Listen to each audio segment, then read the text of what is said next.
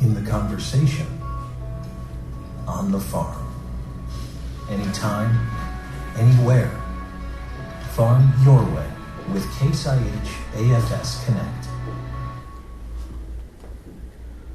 Alright, so when you log into the AFS Connect website, this will, well, it won't be the landing page. It'll have it'll be kind of like a dashboard page. It'll show all the vehicles. It'll show their status, serial numbers, basic information. AFS Connect works off of farm, fleet, and data. You have three separate parts of AFS Connect. So on the farm version, you'll see all your agronomic data. You'll see boundaries, field maps, guidance lines, stuff like that. On the fleet side, you'll see vehicle information, vehicle location, vehicle status, if it has faults, if it has subscriptions. I think it shows subscriptions expiring there too.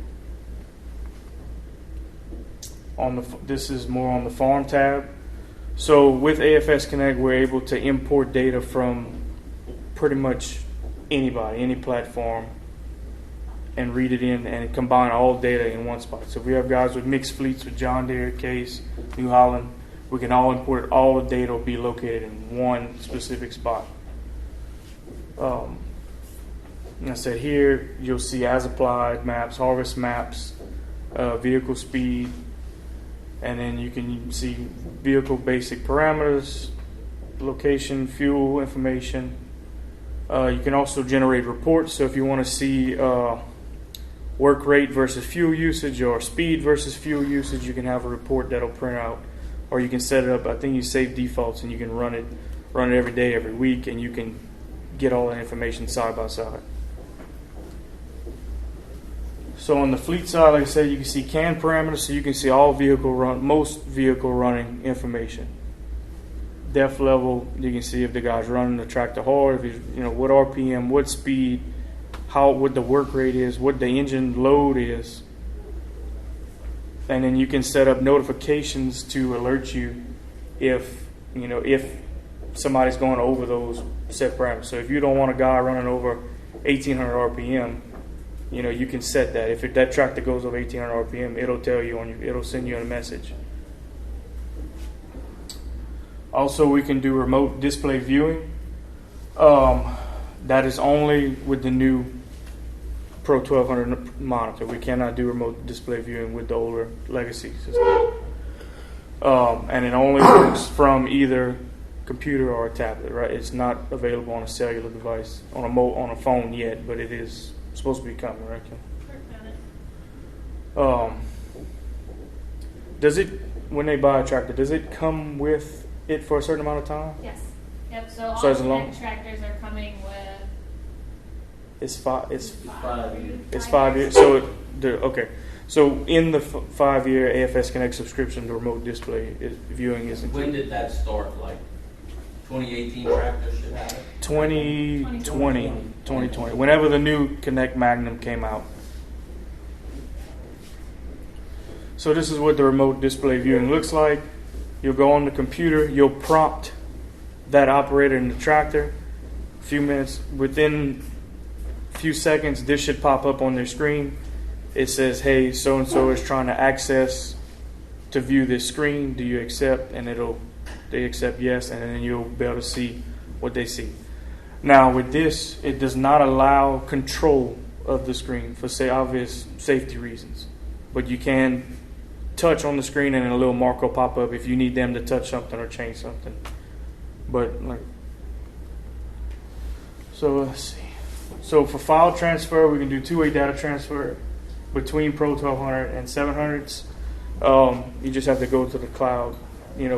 Data can go from the cloud, then back down to between the machines. That includes all of this information. As of yet, we're not able to do guidance line transfer vehicle to vehicle.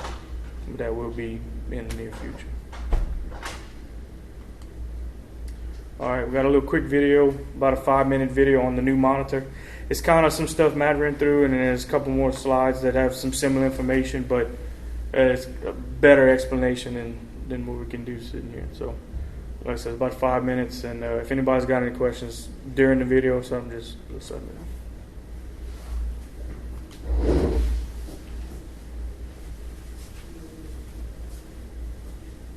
The AFS Connect Magnum has a new display monitor called the AFS Pro 1200. Let's review the display screens.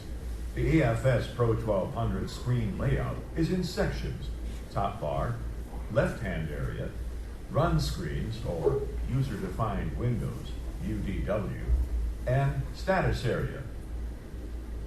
Starting with the top bar, moving from right to left.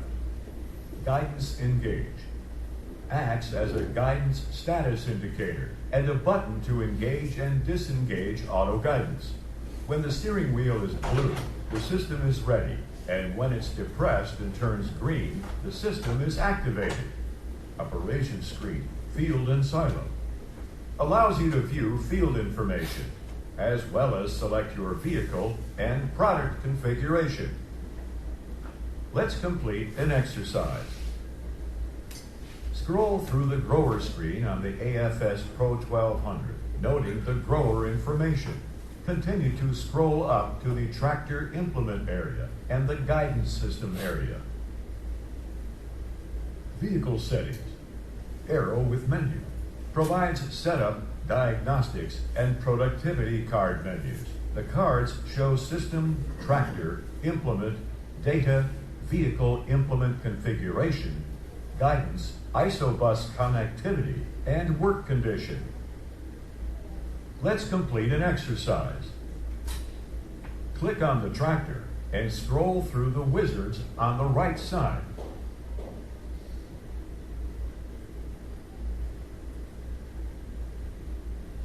Vehicle status, speed gauge.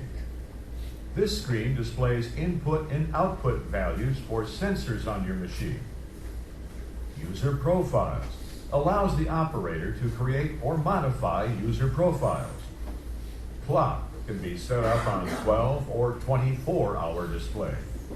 Help and manuals accesses manuals and videos on your display. Applications. The Application Manager allows access to individual applications on the display. Connectivity status displays current signal strength of Wi-Fi and cellular connection. GNSS status displays current signal status and number of satellites tracked. Work condition. Faults and warnings. Press this area in the top left-hand corner of the screen to access the faults screen. Small I in blue circle. Needed information is available to the operator. Exclamation mark inside a yellow square. A fault has occurred and needs attention later. Stop sign.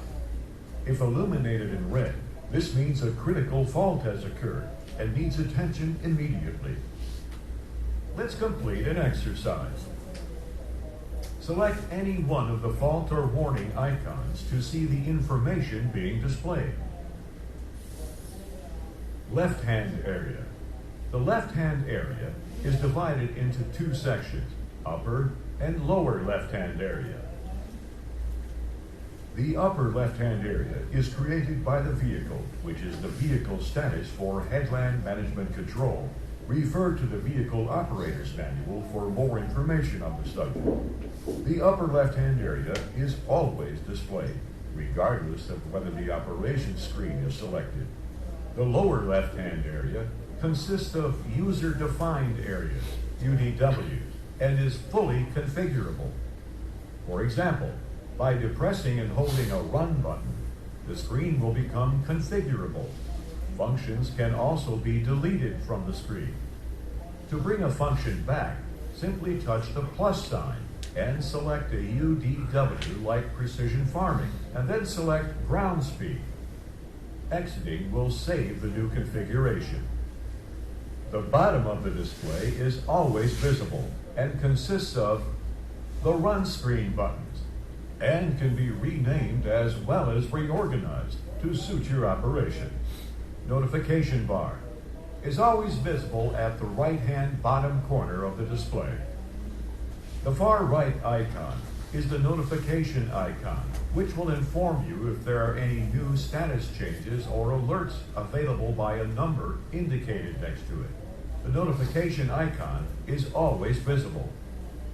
The status icons appear to the left of the notification icon, with the leftmost icon being the oldest. If there are more than 5 regular statuses, the 5 most recent icons appear.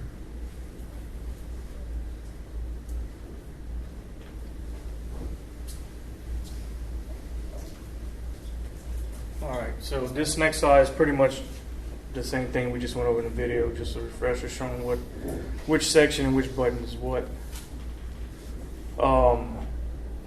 Like Matt just said earlier, this is an Android-based tablet, so everything runs just like an Android phone. So, or just like using your phone. So if you zoom in, zoom out on pictures, it's the same. It's a double touch screen, so you can pinch and zoom out, scroll however you want on the screen. Just like our older screens, for data management, we work off a grower, farm, and field format. So, under a grower, you'll have multiple farms. Under a farm, you have multiple fields. In each field, you have one or more guidance lines. In these tractors, the corner display is no longer, a management. Used to, you'd go in there for fault codes, you'd go in there to program stuff. Now it is just only a display. So it just shows basic tractor information like fuel, what gear you're in, what speed you're in. If it's a CVT, it tells you what range you're in.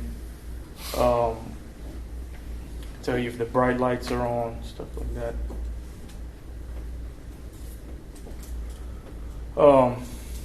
Once again, the armrest is any of the buttons that have a number on them are configurable. So these 4 buttons and all of these buttons here, you can program to do whatever you want. Like Matt said, you can make it answer your phone. You can turn the volume up on the radio. You can, anything you want, it can do. So I think we were talking about it earlier. The only thing that you can't control from the screen, I believe, is the mirrors. So, and that's it for that. Got a couple options here, I guess. We can jump back a couple years and we can go over some guidance stuff. We can get into the nitty-gritty of component location, component ID, what a guidance system even is. Or if you want, we can go down. We have, like I said, 2 simulators downstairs for these newer tractors. We also have 2 tractors outside. One of them is a newer tractor and one of them is the older tractor with legacy system. This takes about another, 15, 20 minutes. We can run through this if you want. We can take a couple more minutes too and talk just a little bit more about the actual Connect website. We should maybe do That's true. I wanted to log in and show y'all actually the AFS Connect before we did that. So I'll do that around. Like he said, one thing I forgot to mention. So for spring of 21, we do have ISO capability out of the 1200. So if you have an ISO instrument, you can see it and should be able to run those functions with it. We could also add a Pro 700. So you could have dual display if you want to. A lot of people like having dual display. So that's the capability we have there. All right, so like I was talking about earlier, to get to AFS Connect, you would first start at mycaseih.com. Can you get to that from our website? I don't believe so. The individual customers won't have to go to MyCaseIH. Well, she's asking if we had a link on our website to get to that. To get there. So this is our website. It doesn't look like it. We're going to add that then.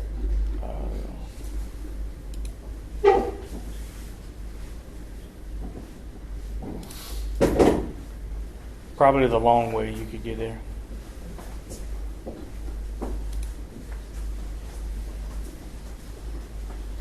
It brings you to case. Yeah, essentially it would. Awesome. All right, so So for my case age, from here, like I said, we normally do this for you. That way, it's all done. We just turn once we get it all set up, we just kind of turn the keys over to you, and it's yours. And then from there, you can give or take away access for dealers. So I'm gonna log in with another customer of ours from up north, since they have a good bit of vehicles on here, so we can look at. So when you log into mycaseih.com and you have vehicles assigned to you, if it'll load them.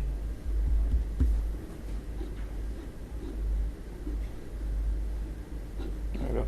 So when you first hit the landing page, this dashboard page, it'll show you all the vehicles assigned to you, serial numbers. It'll tell you how many devices it has. So all the ones that you see that have one device, it's talking about the modem.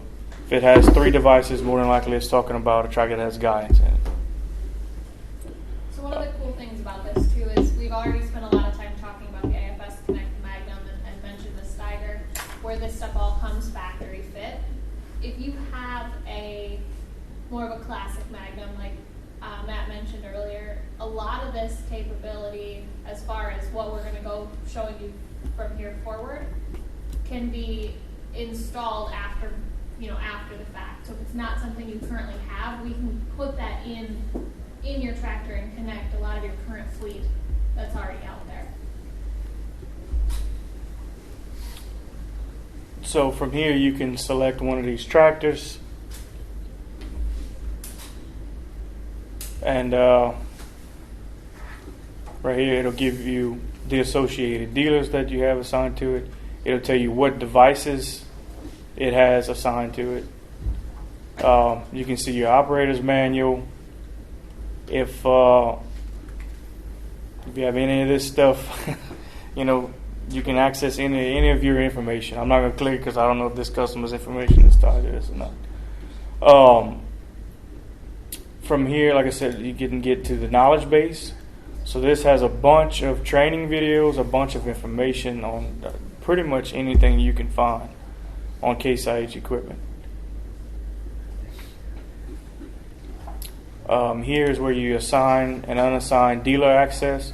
So like I was saying earlier, this customer we have, they have cane harvesters and tractors. So, they don't want the park store seeing the tractor because they're not going to work on the tractor. So the only thing that parks can see basically on our side of things, we can see this same information if you give us access to see it.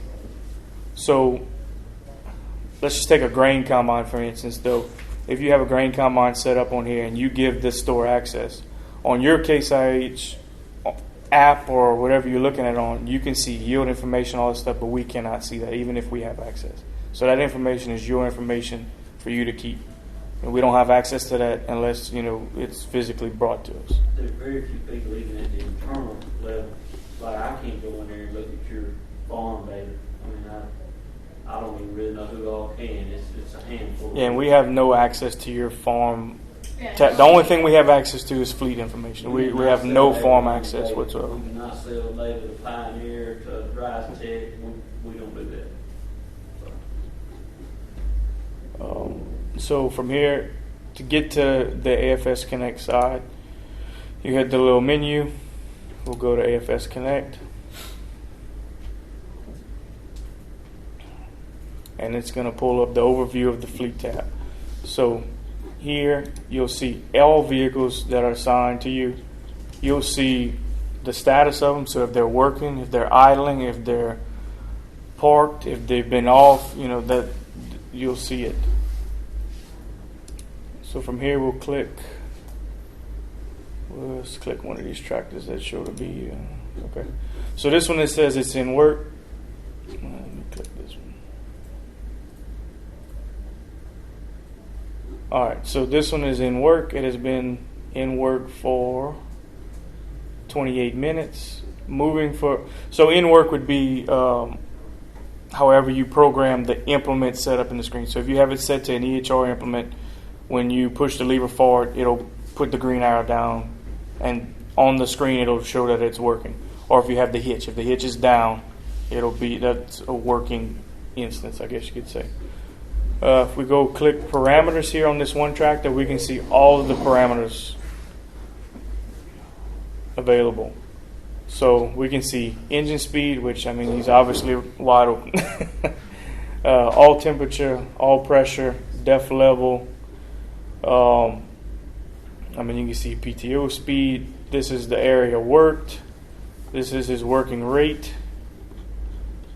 Now on our side, I don't think we can see this information. I would have to log in now, but I don't think we can see work rate from our dealer side. I think that's only available to you. Now, some of these parameters are going to update once a minute. Some of them are going to update once every 15 minutes or so. So this is not designed to be a live stream of the data coming off the machine, but it's going to give you a regular, up-to-date picture of what's going on out there. Does it show like his rate, what his engine load is? It's in there too. Yeah, look right here. Engine load is 50, so he's running 56% engine load. But like I said, he is running wide open. See, like him, he's actually wasting a little bit of fuel. You know, because he's only at half engine load with wide open throttle. He could throttle back to probably 1,800. Of course, I don't. What's the? Yeah, but he must be traveling. He's doing 20 miles an hour, so I hope he's not pulling a disc down. But if he is, hey, that'd be pretty good fuel mileage. So from here, let's see. We'll go back to the overview, and we'll hit the map here. I believe this tractor hadn't had the key turned on in a long. I think the battery might be dead. Yeah, he's farming in the Indian Ocean. So you'll better scroll in. Each one of these will show you. Yeah, see, he's driving down the road right now. So each one of these will show you where the tractor's at, what it's doing. So based off of the, yeah, here we go. So there's a legend. So here, green is in work, key is engine on, key on, engine off, idle, obviously is idling. I'm not sure the difference between moving and traveling. I'm not sure the difference either. And then obviously gray is engine off. So can't you specify on the screen what you're doing though, maybe? No, it's all off of predefined. Okay. So if you click the tractor here, traveling might get triggered if you certain speed. Okay. I don't know why it's not letting me click that one, but anyway, we'll click this one. So this is the remote display section we were talking about earlier. You click here, it would prompt the operator to say that, hey, I don't know if it probably would say, like in this instance, it would say Michael is trying to access to view this screen. They would hit accept, and then you'd be able to see your screen from here. Now, I don't know if I doubt it'll let me do it here, but I'm sure why it's not letting me click it. There we go. So we can hit vehicle details here, and then it'll just bring back up the parameters page from the map.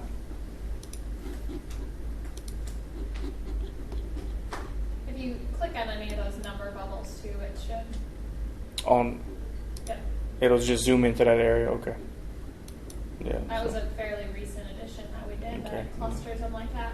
So yeah, he must be speed related because now it says he's traveling. So it may be over a certain speed.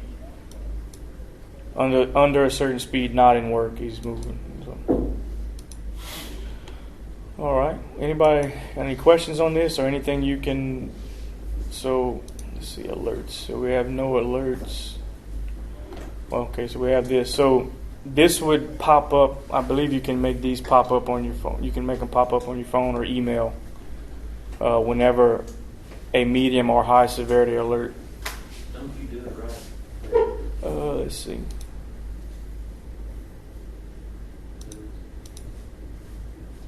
So alerts don't automatically.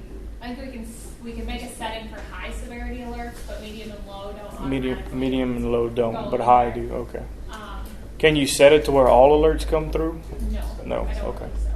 What about like the air filter restricted? That'd be a good alert probably. Yeah. So notifications. Yeah, I know they're working on, but so with the fleet Let's app see. itself, they're working on generating some more of those customized alerts. So if you want to be alerted for fuel issues or all high severity, all medium severity, building into the actual mobile app. Because that's a lot more user-friendly than getting an email, right? We don't want an email for an alert. We want to pop up on our phone and say, hey, call this guy, what's going on?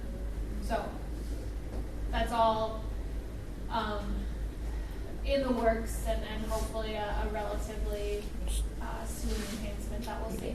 So this is the alert set. We were talking about this earlier, where you can set certain parameters. If any tractor goes over a certain engine load or something, you can make it. So let's see, does it give me engine load? Yeah, so I can set up one. So vehicle parameter, engine load above, let's say 80%. I'm not going to do it because this is somebody else's stuff, but you can make it anytime any one of these vehicles goes over 80% engine load, it's going to alert you and let you know that, hey, this is going on. So it'll let you know if somebody's running one of your tractors too hard or they're not running hard enough, Because in the case of the way our emission systems work, I mean, they do have to see a certain amount of load to better run efficiently. So if you got a guy who's got a tractor that idle all day long, which in some cases, that's necessary for obviously for planting cane, but it can. And that is very hard to explain to us. Yeah. You got to run 1,600 RPMs all day long. Yeah, I mean, and these new tractors, I was running one out here. It may be with the newest updates, but if it sits at idle for too long, it'll actually rev up a little bit to keep a little bit of heat in the catalyst.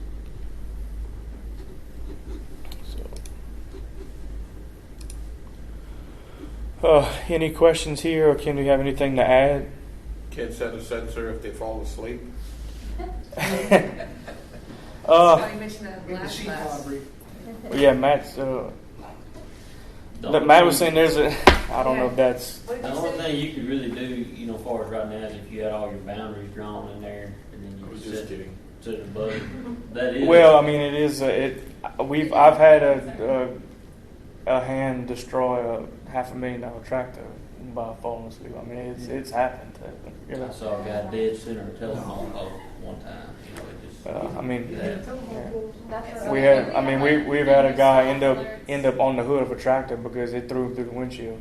After, I mean, it's it is a very valid question. So our emissions is totally different than deer in a lot of ways because we don't recirculate exhaust gas, so that's more or less a standalone engine with the SCR added. So it's maybe not as sensitive as something that's like got a decent particulate filter that's got to get real hot and all that, but the catalyst, that big old muffler out there, that's a catalyst. It's got to have certain heat and certain pressure, so idling all day is rough on it. With the CVT, you could run it at a slow speed at a higher RPM. It may handle it a little better than just trying to have a power shift if it's an all-day deal. On the power shift, if you set up the automatic field mode, I guess it's still engine speed relative to. Well, yeah, because you still got a gear, so I mean your speed's still going to be in relation to your RPM in that gear. Yeah. Well, I have 8 tractors that just dump the loads at the mill during the day, so the farmers drop off the loads. I have 8 tractors that pick them up and put them in the mill, and we have constant trouble with the emissions on those tractors because they're idling, and even whenever they are running, they're going 200 yards, 300 yards, so they're slow, and it just gives us tons of trouble. So, my alternative is, I guess, go buy some old tractors or have them run. Well, if they run the tractor at 1,600 RPM all day long, we don't seem to have trouble. But it's hard to get these guys to understand they have to do that. So you could set that though, right? As an alert? That would go to you could set it as an alert, yes. It would be obviously seasonal dependent. Well, because in tractors for anything else, they park the rest. I got you. So okay. on our Tier 4B, which is about, I guarantee I get 100. I mean, we have the same issues during planting season is the normal is the normal SCR failure, catalyst issues, because obviously there might not even be somebody sitting in the seat at that point in time, you know. Tier 4B, there's an exhaust flap in there that will actually close and make it generate more heat, but it still doesn't substitute high RPM and low. It's just the nature of the Yeah. And then, like I said, with the CVT, I mean, you could set, well, it's still a manual setting. There's no way to automatically program to where it'll never go underneath there.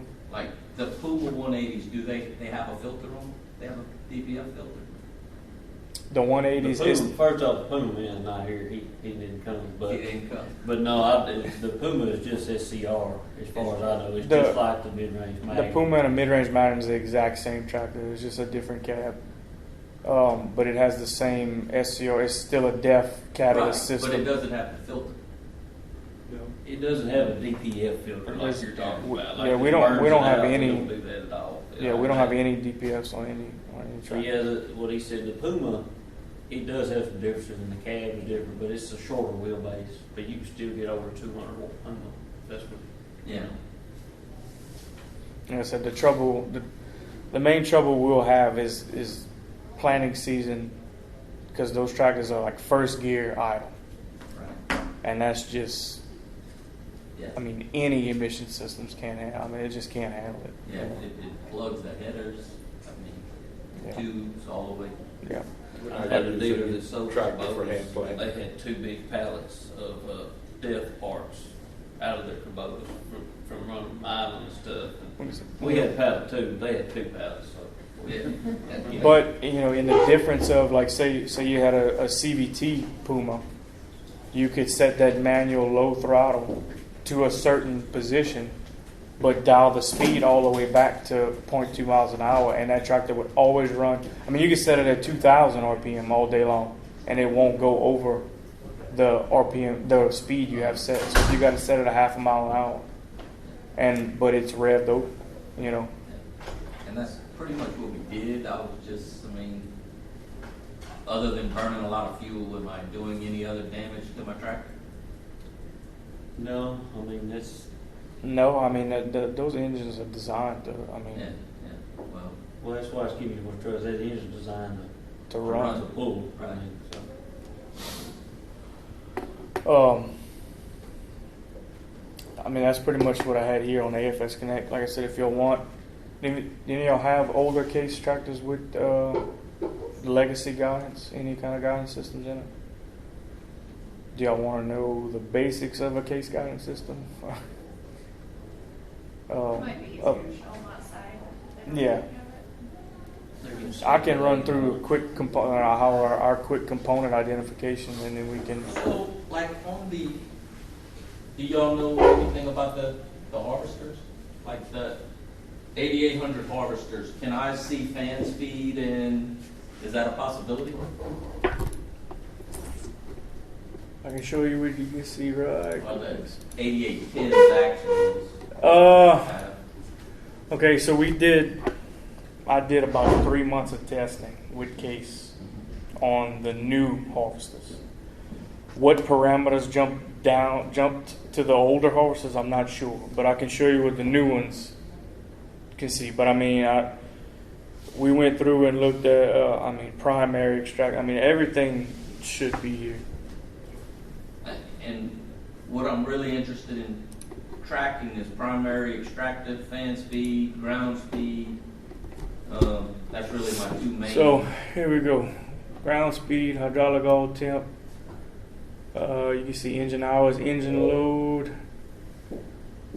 I'm not sure why this is in here, but it has a total engines revolution. Because I think they were telling the engine that is in these new harvesters is designed to be a 25,000 hour engine, I believe, or something like. a lot of the ECUs in a lot of tractors, it actually tells you how many RPMs that thing's ever turned. It gets into stupid big numbers, you know. So here is probably the stuff you're looking for. Got chopper pressure, chopper speed, primary extractor, the primary extractor target. I think that's a big one everybody was after, because you can jump in the machine and tell your operator to, hey, it's got to be this, this, and this. As soon as you your boots hit the ground, he's putting it on what he wants to anyway. Right. You know. So this guy here is very particular on ground speed. They don't cut over 3.5 4 miles an hour. Yeah. You know. Yeah. Whereas some people, let's get it out as fast as we can. You know. Right. And that was the main. Write down what they're doing and turn that into me every night. But with this we could.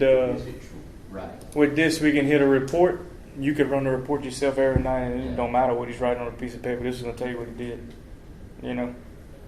Is a Pro 700 what they run in those county harvests? Yes, it's still a Pro 700. So he can go grow. He can set up grow a farm field and all that in there and track that data and export it. Could he? Yeah, it just depends on if it has a. If it's it's got a yield monitor in it, that's all set up. But we have very few with yield monitors. We have a few of them, but not like these two offices have them, but not very many others. So, like I said, you can do a custom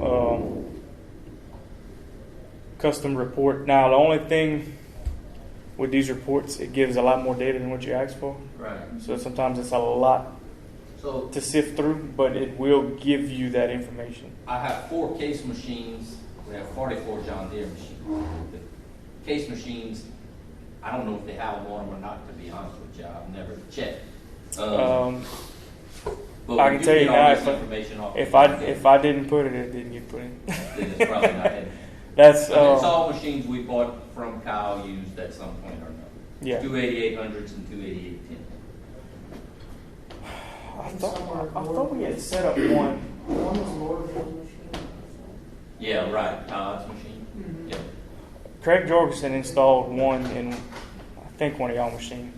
Because, I'd like to get at least one working so I can at least have some information on it.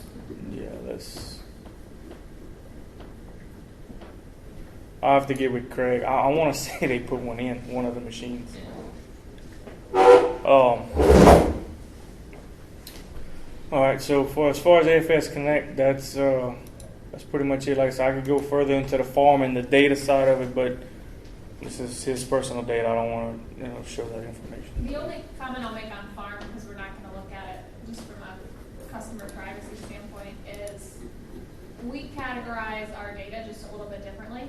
So in the past, whatever grower farm field your data was recorded on the display, was wherever that data management software, the FarmWorks, the SMS, SST, whatever it is you're using, that's how it categorized it. So if you went from one field to another and didn't change the grower farm field on the display, you've now started kind of a data management nightmare, right? It's really hard to sort that data out if it's even possible, depending on the software and how it was recorded. So with our new AFS Connect Farm platform, we require boundaries. You cannot view any data in the portal without a boundary. And the reason that is the next time you upload any data, it's going to look at each data point individually and say, what are my GPS points? This GPS point belongs inside this boundary, and it's going to associate that data point where it actually belongs, regardless of the grower farm field that was recorded. So that's a huge step from a data management perspective and making sure we're creating the best data history for you guys as possible. We've got a lot of customers with a lot of years of data out there that aren't worth a lot.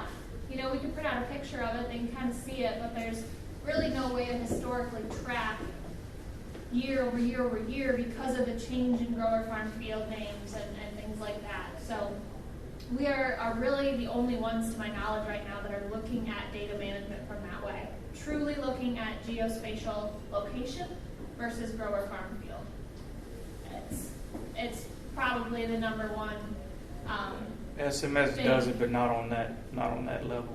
Right. Did you mention exporting that data to their agronomist or whatever for them to use, prescriptions? Yeah. So you can grant, both in the fleet and the farm side, you can grant any one of your choosing access to your data, as well as retract that at any point in time. So you're working with a crop consultant, your agronomist, your seed salesman, whomever, and you want them to write you prescriptions, they can do it right in AFS Connect for you. And they're right there. You could then choose to export them onto a USB, take them out to your machine that's maybe not connected yet, or if you've got a modem in your tractor already, you could send that file from the web right out to your machine.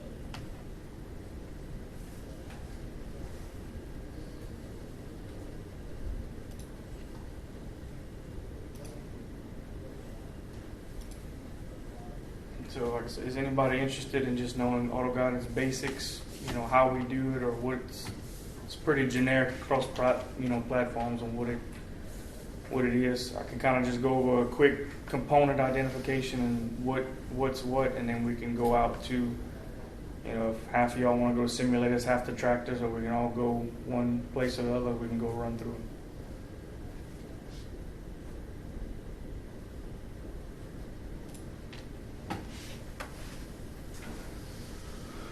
So this is going to be focused, like I said, mainly on our legacy. Well, this is focused only on our legacy guidance because majority of customers here have this system at this point in time.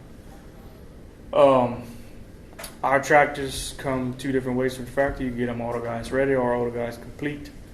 Complete versus ready is just it comes with the main components. On the legacy tractors, that was a display, a receiver, and a nav. On the new AFS Connect tractors, that would be just the receiver because we no longer have a 3-component system. We went to a 2-component. So the nav and receiver on the new tractors is combined together.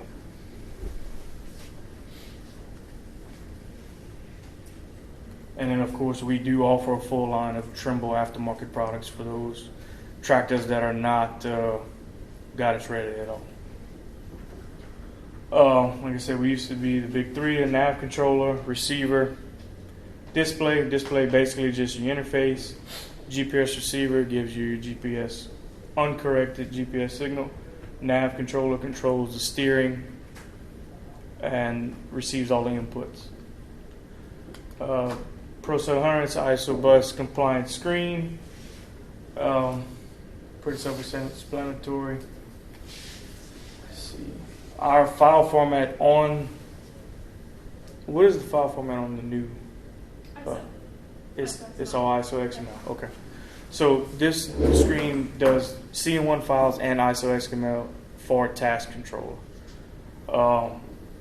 which is a proprietary file type. You had to, if you want to view on a computer, you had to have some sort of software to look at the information coming out of the screen.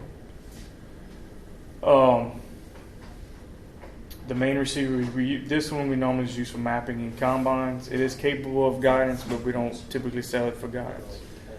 The 372 receiver is a GLONASS receiver capable of receiving the Russian satellites.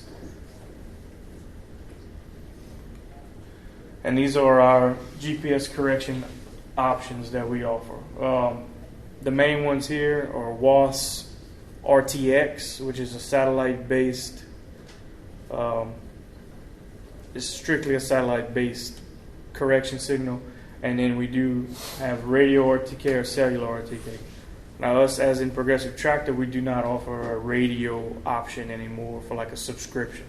If you wanted a radio option, you'd have to buy your own base station or have your own base station. And the new tractors can also connect. We do have a radio it's out. It's just difficult to come out right now, but we can connect to an older Trimble. If you have an older Trimble base station, you can connect to it. Our new guidance offerings with the newer tractor, it's a little cleaner than that. What are the Kendall? It's AFS. So we call them AFS 1, 2. There will be a 3 and 4. They're not out yet, and so, an RTK Plus. Yeah. So WAS AFS 1, AFS 2. Is 3 and 4? Is all. I don't know if we're going to launch 3 in North America, but there will be a 4. Okay, so AFS 1, and basically 4. all that is, they're satellite-based correction signals. So just a lot cleaner offering. yeah, in the Trimble world, you used to hear an OmniStar and HBXP and all these other different terms. It's basically the same thing, just simplified. They're all a pretty fast convergence, and very quick, easy, reliable to use. So most of you guys are just chopping. You're going to be using WAS, which is sub-meter or 3-foot running accuracy, I guess you could say. Or it's a 3-foot accurate, but then we're going to go, see, Centerpoint RTX would be kind of the next step that we normally offer here. It's, Trimble says inch accurate, I'd say 1.5 inches is what it's always been, mainly because we can't get their new fast corrections because of LSU's. LSU owns the VRS, the cellular network here. What we offer now is cellular RTK through LSU as far as the highest correction level we have, or RTK plus through CNH, which is it's a VRS network. With RTX, with the satellite-based systems, you have a convergence time, normally 15 to 20 minutes before it'll have a full 1.5 inches or inch accuracy. And then with RTK, obviously, it's pretty much instant. Within a couple minutes, you'll have that sub-inch accuracy. Exfil is just if you're running an RTK signal and you lose signal of RTK, it'll default to RTX for up to 20 minutes of runtime until you get that RTK signal back. So if you have a base station, you get too far away from it, you lose it, or trees or something like that, it'll default. Our nav controller, which is a Trimble-based nav controller, I said it receives all the sensor inputs from steering sensor, manual override. It controls the steering valve. It controls the swath width, and it does the terrain compensation. So on the newer tractors, and I think on like John Deere tractors, terrain compensation is built into the GPS receiver. So our new tractors are just like that. We have a GPS, the receiver and the nav are combined. Simple component location. So this is the guidance valve. I'm assuming it still looks exactly the same. Well, it's different, but the gist of it is the same. Yeah.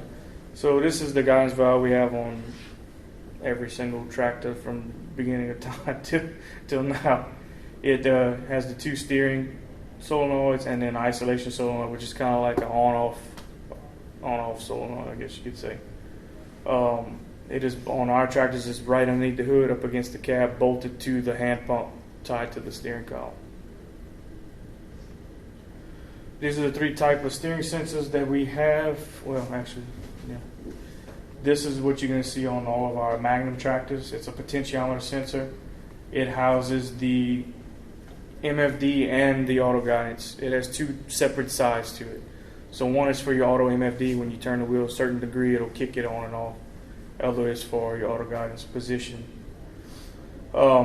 This is what's called an auto sense. If anybody has a Trimble system or old, you'll be used to seeing this. It's a relative sensor. It's not a true potentiometer position sensor. So it's looking for movement. It has to see movement before it'll give a direction, I guess you could say. And then like in our combines and now in our sprayers, there's a linear potentiometer which is built into steering cylinders. The only downfall of these is when they go out, you have to change the whole steering cylinder. The steering sensor now on the new tractor is a little bit different than this. There's no pigtail wire anymore. It actually just plugs directly into the sensor. And I think they went that across all platforms now. You know if that's right, John? I think the Pumas, the Magnum, and the Steigers all have the exact same steering sensor now. I think that's right. Instead of having, we literally had 4 different steering sensors on every piece of equipment had something different. Everything changed, but I'm 99% sure you're right. Manual override switch. This is to disengage auto guidance. This one is a flow type switch. So on some older Steigers and on spray rigs, this is the type of sensor it uses. Basically, it just has a little shuttle inside that when it sees hydraulic flow from the manual input, it trips the nav to turn off. In the combines, it's underneath the column. It's just got a rotary position sensor. When it sees a voltage input, it kicks the auto guidance off. And then on all the Magnum tractors, it's built into the top of the steering column, which you turn signals. and it's just when it sees rotation of the steering wheel, it cancels the turn signals or turns auto guidance off. Operator present, kind of like the seat switch in your lawnmower. You get up, it's going to kick off. Auto guidance enable switch. So all of ours have a backup auto guidance, basically on-off switch. So on the legacy tractors, it's on the right-hand panel, and it's just an off, literally just a toggle switch. You can just kick the system off like a rotary mode. On Steigers and combines, it's actually a push. You have to hold it down for a certain amount of seconds before it'll let you enable the guidance system. And that has to be done every key cycle, versus on the older tractors, if it's on, it's on. And then on the newer tractors, the new AFS Connect tractors, it is also a toggle switch. It's up on the panel and it's on and off switch. And then remote engage switch is just your auto guidance engage switch. In all of our tractors, we have multiple options. You can do it from the screen, from the handle, from the armrest. I think there's only 2 options on the new tractors. You either got the handle or the screen. But on these tractors, there's three different buttons you can use to engage it. I'm going to kind of stop there because that's kind of pretty self-explanatory. The next is just kind of getting into AB lines and stuff. It's just marking AB lines, different swap types. So like I said, from here we have 2 simulators downstairs. For the new tractors, we have a new tractor outside, and we have a legacy tractor that has this style guidance system in it. So I don't know if we're going to kind of do all 3 both at the same time. If some people want to go down there or go outside, we can. However, whichever direction y'all want to go.